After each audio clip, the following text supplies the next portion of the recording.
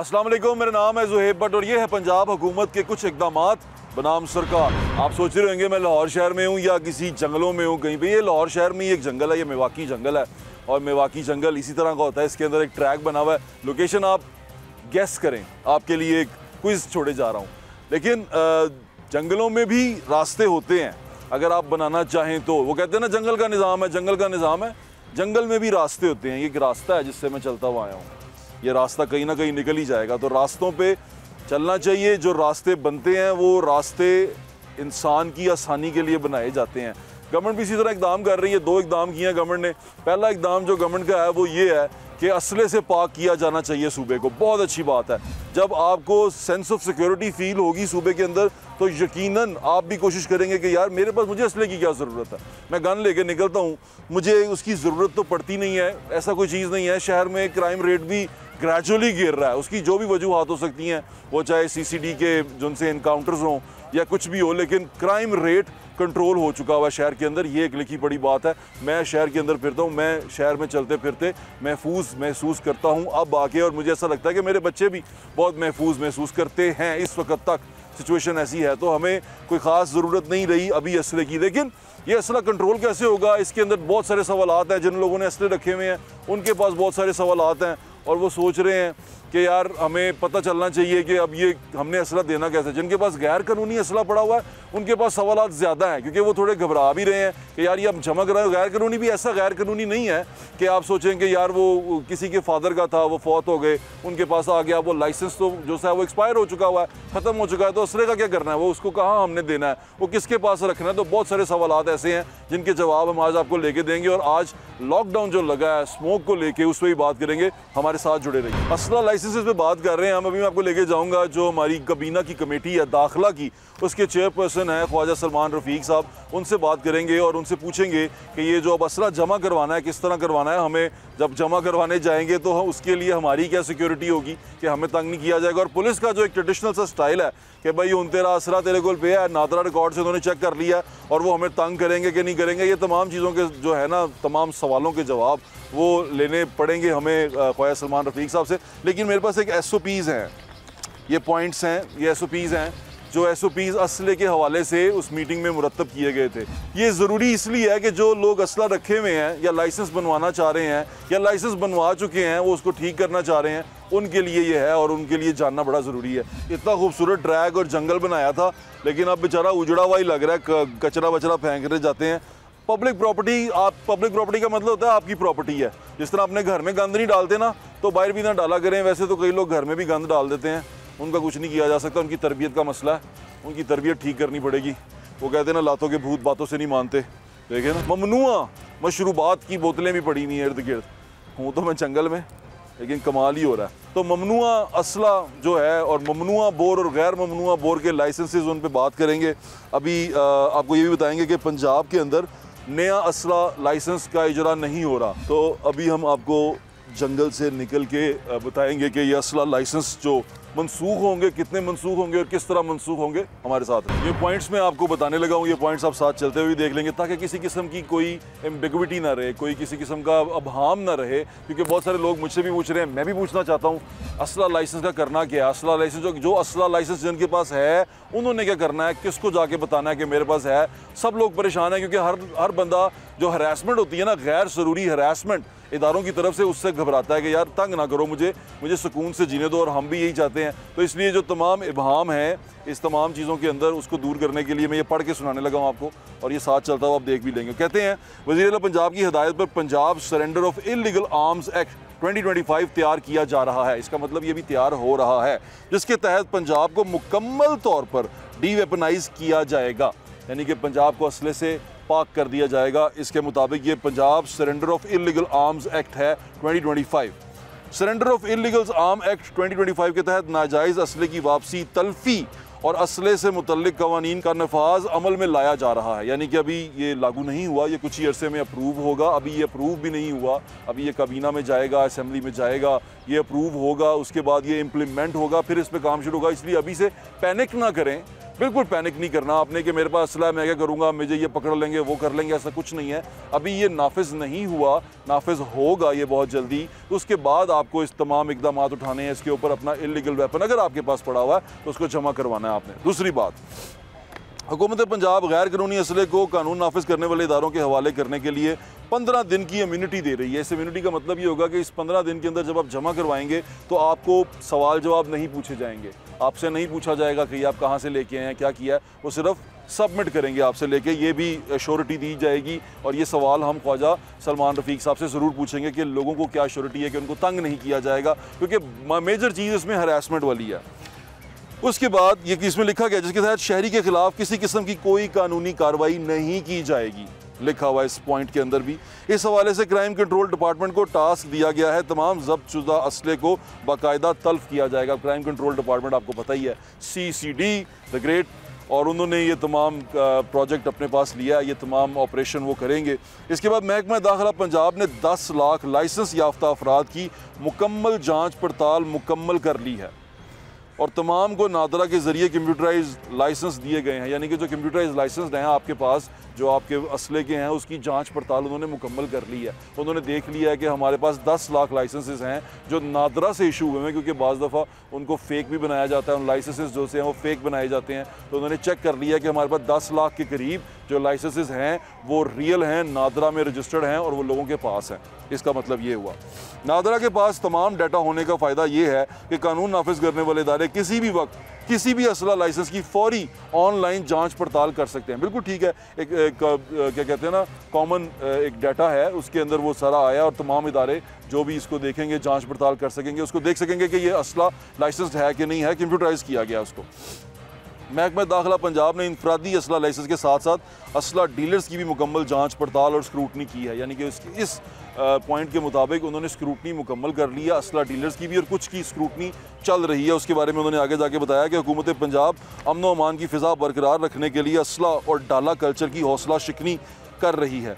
इस ज़िमन में अप्रैल 2024 से नए असला लाइसेंस पर पाबंदी लगा दी गई है। यानी कि अप्रैल 2024 से ये असला लाइसेंस नए इजरा नहीं हो रहे, ना बना के दिए जा रहे हैं। और डाला कल्चर की जो बात की जा रही है कि डाला कल्चर नहीं होगा, आप अपने पीछे जो गार्ड्स लेके चलते थे, गैर ज़रूरी तौर पे लोगों को हरास करते थे, वो आप बिल्कुल अब कर नहीं पाएंगे, ये भी याद रखिएगा। बल्कि अभी भी कई जगहों पे ऐसा नज़र आता है कि कोई बहुत ही अमीर बाप का बेटा जब यूं करके सड़क पे निकलता है तो उसके इर्द गिर्द, उसकी स्पोर्ट्स कार के इर्द गिर्द बहुत सारे लोग यूं करके आ जाते हैं कि कोई स्पोर्ट्स कार के करीब ना आए। ऐसा फील होना शुरू हो जाता है इस मुल्क के अंदर कि जैसे हम कोई जानवर हैं, भेड़ बकरियां हैं। और यही सूरत हाल तब होती है जब कोई बहुत बड़ा बंदा प्रोटोकॉल में गुजर रहा हो और वहाँ आप दूर खड़े ये देख रहे हो। मेरी बीवी मरीम से गुजारिश एक और है, आपने पंजाब को डी वेपनाइज कर दिया है, बहुत अच्छी बात है।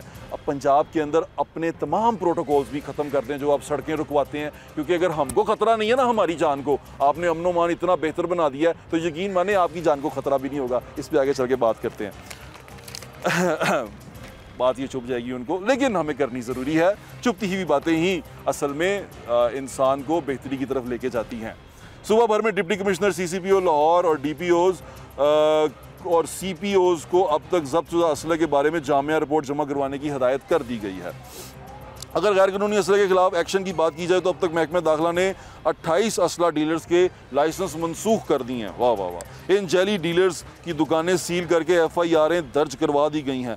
कानूनी कार्रवाई का आगाज़ कर दिया गया है। वेरी नाइस, ये काम तो बहुत अच्छा करते हैं, सील सूल बहुत अच्छा कर लेते हैं, कर दिया उन्होंने। महकमा दाखिला पंजाब में सुबह भर के असला डीलर्स की वेरिफिकेशन के दौरान 511 असला डीलर्स ने लाइसेंस की तौसीक के लिए दरख्वास्त दी।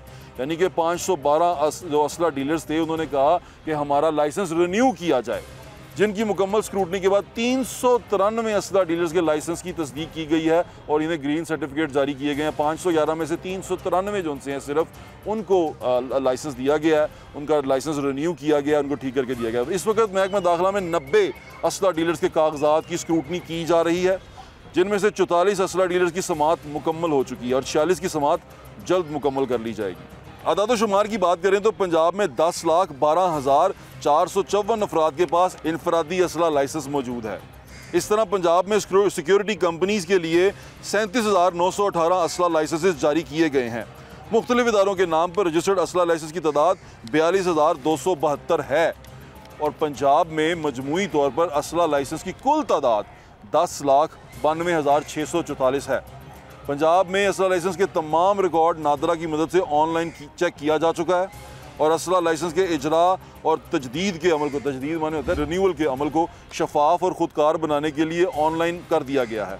हुकूमत पंजाब की हिदायत के मुताबिक अप्रैल 2024 से पंजाब में इनफरादी असला लाइसेंस के इजरा पर पाबंदी है। अब ये तमाम पॉइंट्स आपने सुन ली हैं, इनमें जो बड़े मेजर पॉइंट्स हैं वो ये हैं कि अब असले का किया क्या जाएगा, असला हम लेके जाएंगे तो क्या होगा। तो वो तमाम सवालों के जवाब जो हैं वो देने के लिए जो बंदा सामने आया तर्जुमानी के लिए, कि हमने आईजी साहब से भी रब्ता किया, हमने रब्ता किया CCD से साथ भी, हमने DIG जो हैं ऑपरेशंस फैसल कामरान साहब उनसे भी रब्ता किया, मसरूफ़ बहुत हैं।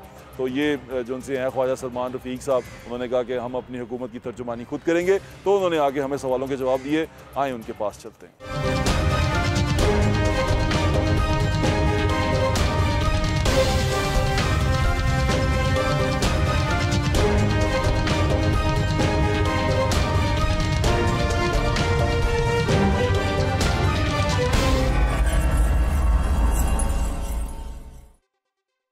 आपने सुन लिया, अब ये तमाम SOPs और जो हैं पॉइंट्स वो मेजर आपको सब बता दिए हैं। अब इसके ऊपर जो मजीद सवाल आते हैं उसके जवाब हम ख्वाजा सलमान रफ़ीक साहब से चल के लेते हैं। आए हमारे साथ मौजूद हैं चेयरमैन काबीना कमेटी बराए अमनो अमान और दाखिला ख्वाजा सलमान रफ़ीक साहब, उनसे बात करते हैं। अस्सलाम वालेकुम सर। वालेकुम अस्सलाम। अल्लाह का बहुत शुक्र। भाई जी, जो असला से पाक पंजाब के बारे में एक मुहिम चली है, ये बड़ी अच्छी है और गवर्नर सिंध को भी मैंने सुना वो भी इसे अप्रिशिएट कर रहे थे, हम खुद इसे अप्रिशिएट करते हैं, ऐसा होना चाहिए।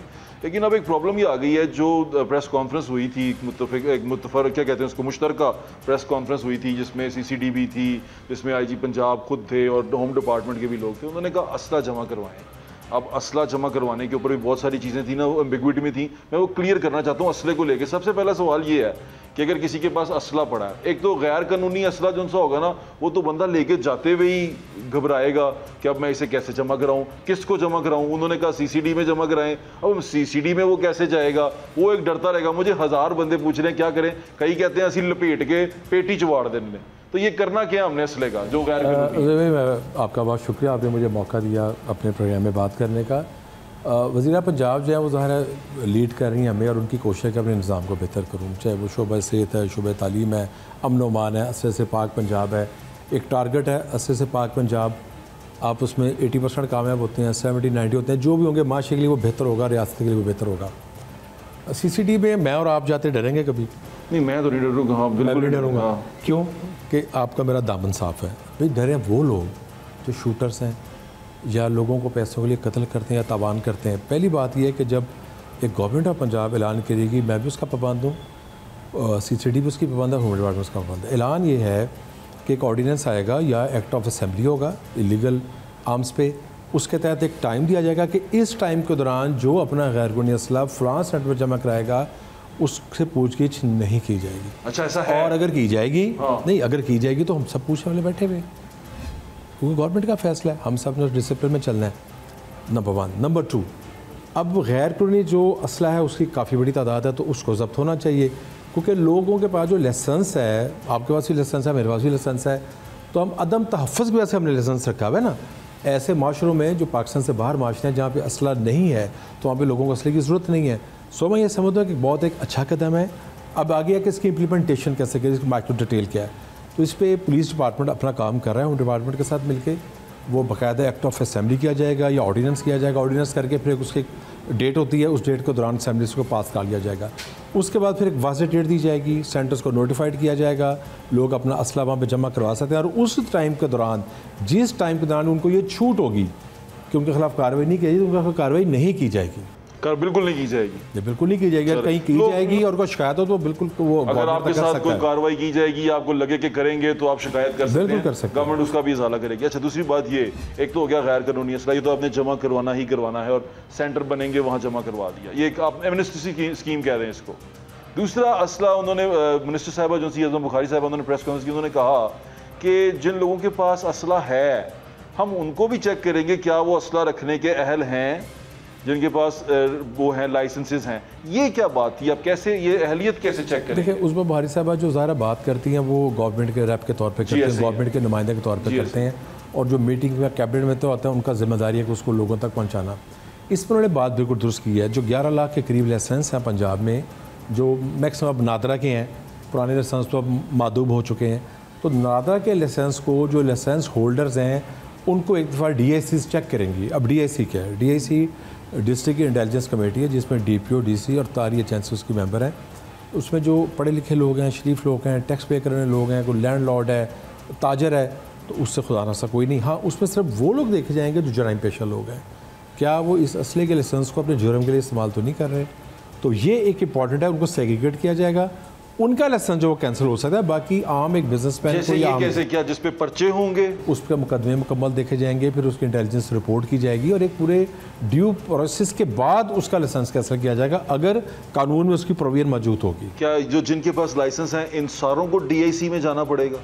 इनको नहीं जाना पड़ेगा। इनके जो असले के लाइसेंस रिकॉर्ड होंगे ना, उसको चेक किया जाएगा। उनको जाना पड़ेगा जिनके बारे में DIC को मज़ीद वजाहत की ज़रूरत हो। और उनको बुलाएंगी, खुद बुलाएगी? उनको बुला लेगी, उनसे रब्ता करेगी, ज़ाहिर है कि बुलाएगी कि आपके ऊपर ये तो बड़ा लंबा प्रोसेस है, टाइम लगेगा चीज़ों पे। देखें, कहीं से आपको शुरू करना है। आप अगर कहना अब स्मोक है, हालांकि आज का वो हमारा मौजूद नहीं है। हाँ। मैं समझता हूँ कि मेरी गवर्नमेंट ने और सीनियर मिनिस्टर मरियम नवाज़ ने उससे बहुत काम किया। हाँ। अब हो सकता है उसके साथ एकदम ना आ रहे हो, उसके साथ ईयर्स बाद आएंगे। आज आप पेंशन का आपको पता है एक बड़ा उस पर इशू चल रहा है। आज जो पेंशन के लिए हम फैसला करें 20 साल बाद उसका असर आएगा, तो आपको वो फैसले करने हैं, होंगे तलख, लेकिन उसके असरात बाज़ का लॉन्ग टर्म होंगे और वो आने चाहिए इस मुल्क पे। अच्छा भाईजान, ये जो आपने कहा कि DIC चेक करेगी, उसकी इंटेलिजेंस रिपोर्ट मुरतब की जाएगी, बनाया जाएगा।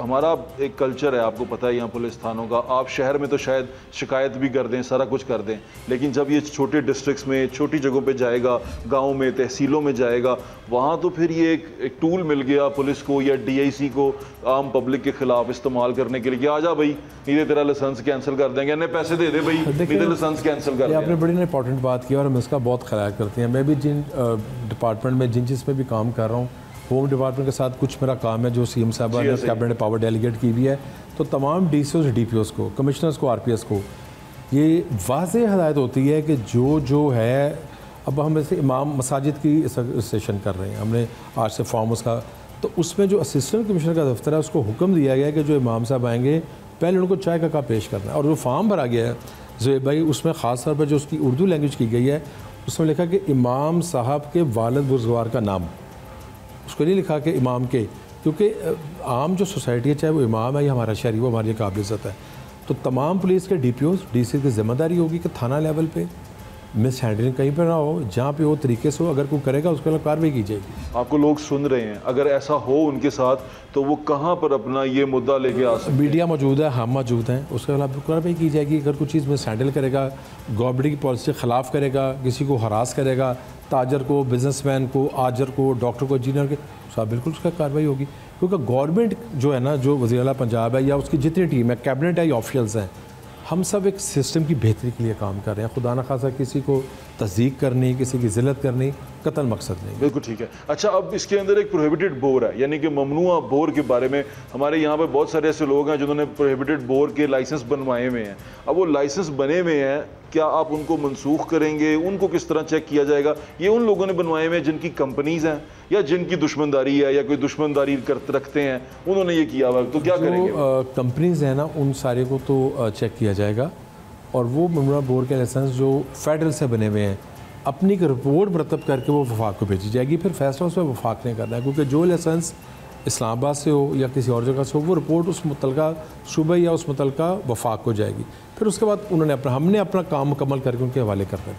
प्रोहिबिटेड बोर के बारे में जो मनसूखी है वो भी की जा सकती है। देखें, इस पर अभी पूरी डिटेल काम हो रहा है, इस पर सारे अदारे बैठ के काम कर रहे हैं। जैसे जो कानून बनना है उसकी सारी क्लॉजेस पे काम किया जा रहा है। इस वक्त प्रॉपर एक कानून बनाया जाएगा जो असले की जब्ती है।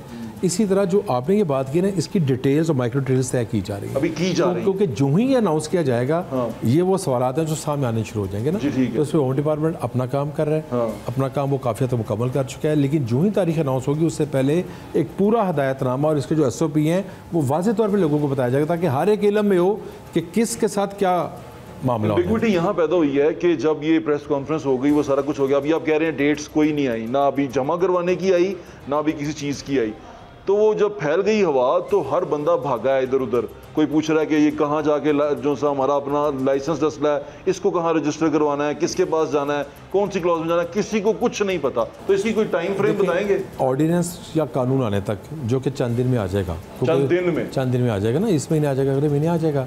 उस तक तो वैसे टाइम मिल गया, ठीक है, मेंटली प्रिपेयर हो गया बंदा। अब डेट आ गई 15 दिन में आपने फलां जगह जमा कराना, तो उसमें जमा करा दें।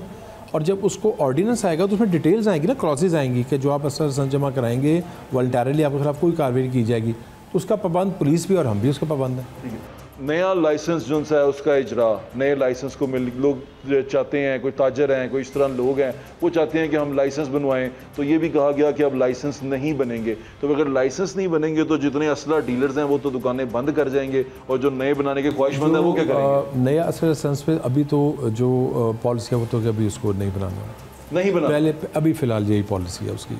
कल को कैबिनेट क्या फ़ैसला करती है वो कैबिनेट का फ़ैसला है, लेकिन पहले असले से पाक करना पहला टारगेट।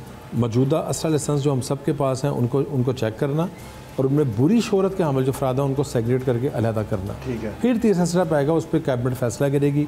अगर कैबिनेट कहेगी और गवर्नमेंट कहेगी कि आपने लाइसेंस का इजरा करना शुरू कर दें तो शुरू कर दिया जाएगा, लेकिन ये थोड़ा सा इस प्रोसीजर और इस प्रोसेस के बाद किया जाएगा, यानी कि अभी रुक जाएगा ये सारा। नया असला लाइसेंस नहीं बनेगा अभी नहीं। और ये जो असला डीलर्स नया असला लाइसेंस ना 1 साल से नहीं बना, पिछले साल से आप अगर देखें तो पंजाब में, क्योंकि उस वक्त भी इसी पे काम हो रहा था, लेकिन अब चीज़ें जाके फाइनलाइजेशन की हुई हैं कि इसमें असले से पाक करना, पहले असला लाइसेंसों को चेक करना, उसके चेक करने के बाद फिर देखा जाएगा, कैबिनेट उस पर अपनी रहनुमाई देगी और फिर सीएम साहब अपना फैसला करेंगे। एक आखिरी सवाल बड़ा अहम है, डाला कल्चर के खिलाफ हैं आप सारे, लेकिन जो पुलिस वाले हैं या दूसरे लोग हैं या जो अंडर कवर भी होते हैं, अंडर कवर से मेरी मुराद जो सिविल में जाते हैं फिरते हैं, डाले उनके पीछे होते हैं। डाला कल्चर है क्या? डाला एक गाड़ी का नाम नहीं है, डाला एक सोच का नाम है। पीछे एक गाड़ी हो जिसमें गनमैन बैठे हो। देखें, डाला कल्चर एक सोच का नाम है। हाँ। अब एक आपका पुलिस ऑफिसर है, क्राइम फाइटर है, उसको सिक्योरिटी चाहिए होगी। ये सिर्फ उन लोगों के खिलाफ क्रैकडाउन है जो असले की बुनियाद पे, धौंस की बुनियाद पे और ताकत की बुनियाद पे लोगों को और आवाम को तंग करते हैं। एक सवाल, उस कल्चर से पाक करना वज़ीर आला पंजाब की और हम सब की जिम्मेदारी। मैं एक रेस्टोरेंट में बैठा हुआ था राया में, एक बंदा आया बड़ी स्पोर्ट्स कार के अंदर, पीछे 2 डाले थे। अब वो स्पोर्ट्स कार अंदर एंटर हुई है और वो डाले से बड़े सारे वो लोग उतरे हैं, असला शायद उन्हें अंदर लगाया हुआ, क्या किया होगा, और वो गाड़ी के इर्द गिर्द आ गए हैं, कोई गाड़ी के करीब ना आए। लोग पब्लिक प्लेस पे हरास होते हैं। तो यही कार्रवाई, ये बिजनेसमैन जो से हैं या कोई बड़े लोग हैं, ये जब इस तरह करके यूज करते हैं इस तरह गार्ड्स को कि हट जाओ, पीछे हटो, बचो, तो ये तो भाई ये चीज़ ना इंटरलिंक है। आप लोगों को पहली बार तहफ़्फ़ुज़ आपको पूरा देना पड़ेगा ना, ये चीज़ें आहिस्ता आहिस्ता इंटरलिंक है ना। असले से पाक एक, जो क्राइम फाइटर्स हैं पुलिस वो एक है, दहशत की जो इलामत लोग हैं उनके पुलिस एक अपना क्रैकडाउन कर रही है। तीसरा ये है कि जो कल्चर है, और इस कल्चर का ख़त्म करना बहुत ज़रूरी है। और ये हम सब पे लाजम है, ये सिर्फ आम शहरी पे लाजम नहीं है, ये कैबिनेट के हर बंदे पे लाजम है कि आप चीज़ों को जितना सिंप्लीफाई कर सकते हो सिंप्लीफाई करें। पहले मुझ पे लाजम है ज़ोहेब भाई, मैं आपको सही कह रहा हूँ, उसके बाद किसी और पे लाजम है। आप अगर किसी अस्पताल जाते हैं और आपके साथ कोई दोस्त हैं तो आपका ये कोई काम नहीं कि आप चढ़ जाएं अंदर। और मैं अपनी कभी गाड़ी इमरजेंसी और मैं पार्किंग में करवाता हूँ खड़ी, तो ये किसी को हक हासिल नहीं है। ये आम शहरी और वज़ीर इसमें बराबर हैं। सो ये कल्चर का मिलकर सबने खात्मा करना। बिल्कुल ठीक है। नहीं, मैं ये सिर्फ इसलिए पूछ रहा था कि अब जो एक तो हो गया ना वो सिक्योरिटी पर्सनल कोई भी हो वो उसके साथ वो सिक्योरिटी है, लेकिन ये जो लोगों को धक्के मारना गार्ड्स का, प्राइवेट कंपनी से गार्ड लेते हैं, 3000 रुपये पे एक गार्ड आता है। ये शौकिया फनकारों को ना अपनी अदाकारी बंद करनी पड़नी है। इनके खिलाफ क्या हम रिपोर्ट कर सकते हैं? हो रही है कई जगह, आपको पता लग रहा है कई ऐसे लोग जिनको कोई चैलेंज नहीं। पब्लिक हरास होती है, मैंने लोगों को फैमिलीज को हरास होते देखा। पब्लिक में मैं समझता हूँ डिसिप्लिन का, अब शादियों पे आप जाते हैं तो ये जीवो गरीब कल्चर है, आप साइड पे बैठे होते हैं तो वो कल्चर अब खत्म हो रहा है ना। अब मुझे शादियों में वो जो नुमाइश हुआ करती थी कि आप जाते ही शादी में डरते थे कि खुदा के साथ 2 पार्टियों की दुश्मनी है तो आप उसमें लुकमा अजल ना बन जाएं, तो इस चीज़ का खत्म होना चाहिए। यही गवर्नमेंट की पॉलिसी है, यही सीएम का विजन है और यही कैबिनेट का विजन है। चलिए, आपके वक्त का बहुत बहुत शुक्रिया सलमान भाई, thank you so much.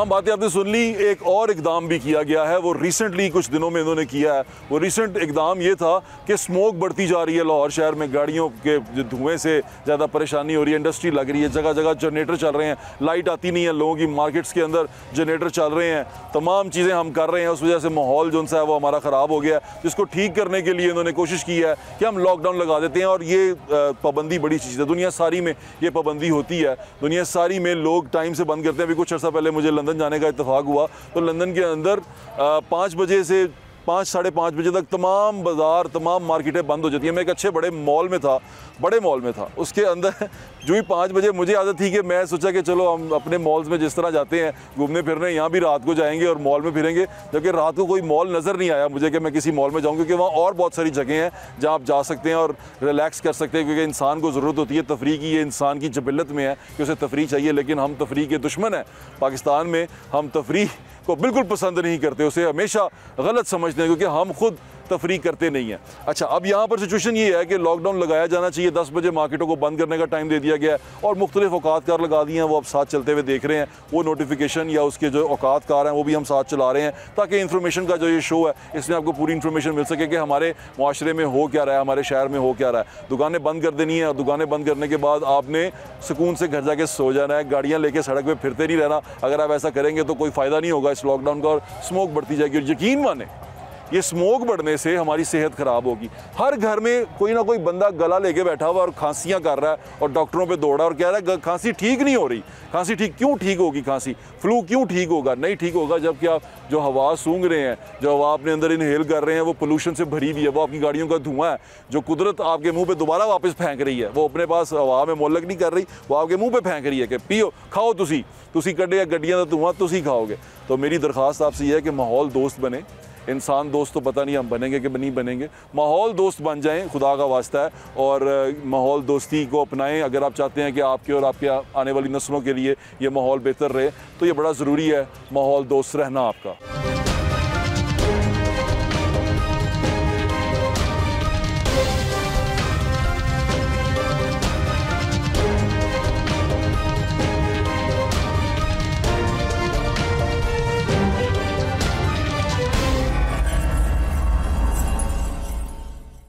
Show आपने देख लिया, आज का बड़ा अहम था, क्योंकि इस सारे शो में इंफॉर्मेशन हमने आपके साथ शेयर करने की कोशिश की। हमने आपको बताया कि लॉकडाउन में क्या होगा, लॉकडाउन जो लगने वाला है उसके अंदर क्या सिचुएशन बनेगी, और इसके अंदर हमने एक जो सबसे अहम बात डिस्कस की वो असले को लेके जितने भी आपके दिलों में सवाल थे, जितने भी आप पूछना चाहते थे, वो डिस्कस किए। अब यहाँ पर प्रॉब्लम ये आ रही है, जो सवाल मेरे ख्याल से मेरे दिल में भी उठ रहे थे, मैंने ख्वाजा साहब से भी पूछने की कोशिश की, लेकिन प्रॉब्लम यहाँ पर ये है, बताने की ज़रूरत ये है कि अगर आपने पूरे सूबे को डीवेपनाइज कर दिया, इसका मतलब हम सारे सेफ हो गए हैं। हमें पता है कि पूरे पंजाब में असला कितने लोगों के हाथों में है और हम महफूज हैं। जब हम महफूज हैं तो यकीन माने तमाम के तमाम सरकारी अफसरान, तमाम के तमाम हमारे नुमाइंदे, तमाम के तमाम हमारे खादम, वो भी इस सूबे में महफूज होंगे। तो उनसे भी गुजारिश ये है कि अपने साथ लगे हुए जो डाले हैं और वो जो एक्स्ट्रा प्रोटोकॉल और सिक्योरिटी है उसको भी दूर कर दें, क्योंकि वो सिर्फ ऐसा लगता है कि एक परसेप्शन है, ये वो ऐसा लगता है कि वो हटो बचों के लिए इस्तेमाल होता है कि वो आगे कोई ना आए, ओए उधर कोई ना जाए, ओए उनको कोई टच कोई ना करे, वो इसलिए इस्तेमाल होता है। और उससे पब्लिक को उनके नुमाइंदों से दूर रखा जाता है, पब्लिक को उनके नौकरों में बड़ा तकलीफ होएगी, लेकिन sorry with due respect, public को उनके सर्विस देने वालों से, यानी कि जो उनके मुलाजमीन हैं सरकार के, वो जो पब्लिक के मुलाजम हैं, उनसे दूर रखा जाता है इस प्रोटोकॉल की मद में। तो प्रोटोकॉल भी हटाएं, ये तमाम चीज़ें हटाएं। अब हम इस मुल्क में आज़ादी से और बाहिफाजत सांस लेने के काबिल होते जा रहे हैं, तो उसके साथ साथ वो तमाम चीज़ें, वो तमाम लवाजमात जो लगाए जाते हैं उनको भी दूर किया जाना चाहिए। ये नहीं हो कि हमारे से असला खींच लें आप, हमसे सारा कुछ ले लें और अपने पास बंदूकें रख लें और अपने बंदूक की नोक पे रख के हमें डराते रहें, हरास करते रहें, धमकाते रहें कि हमारे पास तो कुछ नहीं है, तुम लोग जो उनसे हो उनकी ऐसी की तैसी, हम उनको देख लेंगे। तो ये चीज़ें बड़ी ज़रूरी हैं, इसको देखना बहुत ज़रूरी है, क्योंकि अभी कुछ दिन पहले हम एक बहुत अच्छी जगह पे बैठे हुए थे, बड़ी पोश जगह थी, वहाँ पर देखा कि ऐसे करके एक गाड़ी आई, वो जो मैंने ख्वाजा सलमान से भी जिक्र किया, स्पोर्ट्स कार आई। स्पोर्ट्स कार के इर्द गिर्द 2-3 डाले थे, उन डालों से लोगों ने छलांगे मार के बाहर निकले। छलांगे मारते ही उन्होंने पूरी गाड़ी को घेरे में ले लिया कि कोई करीब ना आए, कोई ये ना हो। किस चीज़ का ख़तरा है? आप जिस इलाके में आए हैं, वो बंदा जिस इलाके, पोश इलाका है, वहाँ पर तो वैसे ही मेरे ख्याल से कोई भी इस तरह की हरकत करने का सोच नहीं सकता। वहाँ पर इतनी सिक्योरिटी और इतना दिखावा करना, ये लोगों को हरास करता है। वहाँ फैमिलीज़ आती हैं, वो हरास होती हैं, उनको डर लगता है, वो बच्चे घबरा जाते हैं कि पता नहीं क्या हो गया है, ये लोग हमें इस तरह क्यों देख रहे हैं, या हमारे इर्द गिर्द ये जो लोग इस बंदे के इर्द गिर्द इकट्ठे हुए हैं, हम इसके पास नहीं जा सकेंगे, हम इसको देख भी नहीं सकेंगे, आंख उठा के भी नहीं देख सकेंगे। तो ये बड़ा ज़रूरी है इसको कवर करना, इसको क्लियर करना। इस तरह की जो चीज़ें हैं वो सोसाइटी के अंदर एक अजीब सा इंप्रेशन पैदा करती हैं। ये नहीं होना चाहिए, VIP कल्चर बिल्कुल नहीं होना चाहिए सारी दुनिया में। जब हम दुनिया के अब रीस करने पे आ गए हैं और हम कोशिश कर रहे हैं कि दुनिया जिस तरह चलती है हम भी उस तरह चलें, डी-वेपनाइज करें, हम मुल्क को महफूज बनाएं। भी मरियम की बड़ी अच्छी ये एक वो इनिशिएटिव है, हमें उसका साथ देना चाहिए और मैं दिल से इसका साथ देता हूँ, क्योंकि मुझे खुद नहीं पसंद कि आप इतना प्रोटोकॉल लगाएं, लोगों को हटाएं। ये जो आम पब्लिक है, जो ये लोग हैं, इन्हीं की ताकत पे आप वहाँ जाते हैं, इन्हीं की ताकत पे आप वहाँ बैठते हैं, तो इनको रिस्पेक्ट जो इनकी बनती है वो दी जानी चाहिए। इनको कीड़े मकोड़ों की तरह बिल्कुल ट्रीट नहीं किया जाना चाहिए। तो ये बड़ा ज़रूरी है। और दूसरे जो डाले डुले लेके फिरते हैं, इन सारों को भी मेरे ख्याल से अब आपको ये कान करने चाहिए कि कोई किसी को धक्का ना दे। और ये यकीन माने, nobody can touch you without your permission. Push भी नहीं कर सकता आपको। अगर ऐसा करेगा आप उसकी कंप्लेन करेंगे कि इसने मुझे पुश किया है और मेरी इजाज़त के बगैर, एंड आई फील हरास्ड कि उसने मुझे पुश किया है, चाहे वो ऐसे पुश किया, ऐसे पुश किया, आई फील हरास, मुझे हरासगी फील हुई है, मुझे फील हुआ कि इसने मुझे डराया, तो आप उसकी कंप्लेन कर सकते हैं, यकीन माने कर सकते हैं। तो ये कंप्लेन हम जब करना शुरू करेंगे ना, तो इस तरह के तमाम लोगों को कान हो जाएंगे और वो अपना ख्याल रखेंगे। बाकी जो अच्छे काम हैं उनमें हम आपके लिए दुआ गो हैं। इस मुल्क को, इस मुआशरे को हम भी तरक्की करता हुआ देखना चाहते हैं। हम भी चाहते हैं कि मुल्क तरक्की करे, मुल्क आगे बढ़े, ये जगह महफूज हो, मेरे बच्चे भी आज़ादी के साथ और हिफाजत के साथ इस मुल्क में चलें फिरें, दौड़ें, भागें, खेलें। तो ये चीज़ें होनी चाहिए। ये बिल्कुल एक बड़ा बेहतरीन कदम है। अभी मरियम को हम सलाम करते हैं इसके ऊपर, और उनकी मदद भी करने को तैयार हैं इस तमाम इनिशिएटिव को और इस तमाम प्रोजेक्ट को कंप्लीट करने के लिए। अपना ख्याल रखें, हमें ज़्यादा इंशाल्लाह फिर मुलाकात होगी। अल्लाह हाफ़िज़। पाकिस्तान जिंदाबाद।